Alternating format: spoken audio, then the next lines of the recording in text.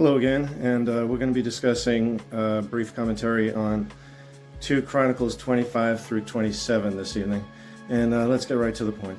And as a matter of fact, the second half of this video, which is a presentation with multimedia, that is going to go into the details of what happens in these verses and in this section of the Bible.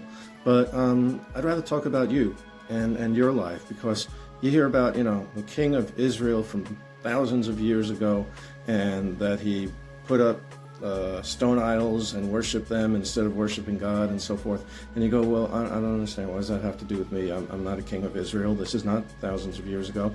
And I do not have any stone idols or other things that I worship as such. Now, do you? Now, be honest. Because what else could there be that you might put on a higher pedestal? Well, it could be almost anything. It could be money. Like, are you chasing money like chasing the wind? Bringing Ecclesiastes into it for a moment. Are you chasing, there's a lot of things that men could be chasing or women could be chasing. Are you chasing, do you watch American Idol? Do you idolize celebrities? There are so many things. We could so very easily fall into this trap. This is a very timely thing, especially in this time of celebrity cult worshiping, and so forth. So there's that. And then there's, are you fully 100% of the time focused on your love of the Lord and worshiping the Lord with all your heart, with all your heart, with all your strength, with all your soul, with all your mind, with all of everything that you've got? Are you doing that? And if you're not, then there's consequences for that. Now, the third king in this section, hi Rocky, he gets it right. He does things as the way that God would want him to. And you know what? Things work out well for him. So I'm just going to say that today. And then let's go into the specifics in the multimedia presentation and see if it can drive it home even further for you. Because these things are not hard. All you have to do is walk that narrow road, go through that one gate instead of the wide path that goes everywhere else but to the graces of God. Don't do it. Stay focused. Keep your eyes on the prize. I love you, and I'll see you next week. Please stay for the presentation.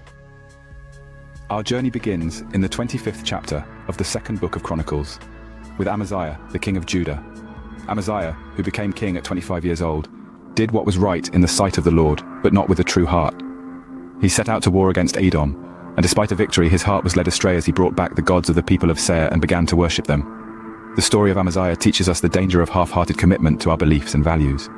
Success, when not grounded in a solid foundation of personal integrity, can easily lead to downfall. Next we turn to the 26th chapter, where Uzziah, Amaziah's son, takes the throne. Uzziah did what was right in the sight of the Lord, and as long as he sought the Lord, God made him prosper. However, in his prosperity and power, Uzziah's heart was lifted up to his destruction, for he trespassed against the Lord by entering the temple of the Lord to burn incense on the altar. From Uzziah's life we learn that pride and arrogance can blind us to our limitations and lead us to overstep our boundaries, often with disastrous consequences. It reminds us that humility and respect for the sanctity of the roles and responsibilities of others are virtues to be upheld. Our journey concludes with the 27th chapter, telling the story of Jotham, Uzziah's son. Jotham did what was right in the sight of the Lord and ordered his ways before the Lord his God.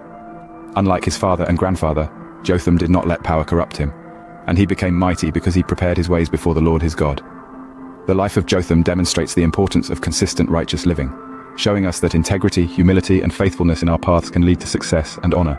To summarize, Chronicles 25-27 presents us with 3 kings, each with their unique lessons. Amaziah warns us against the dangers of half-hearted commitment to our values. Uzziah shows us the damaging effects of pride and arrogance, and Jotham exemplifies the power of consistent righteous living. These stories, though thousands of years old, provide timeless wisdom. They challenge us to examine our hearts, to remain humble in our victories, and to consistently align our actions with our values. They remind us that even in this modern world, the ancient scriptures continue to offer valuable guidance for living a meaningful and virtuous life.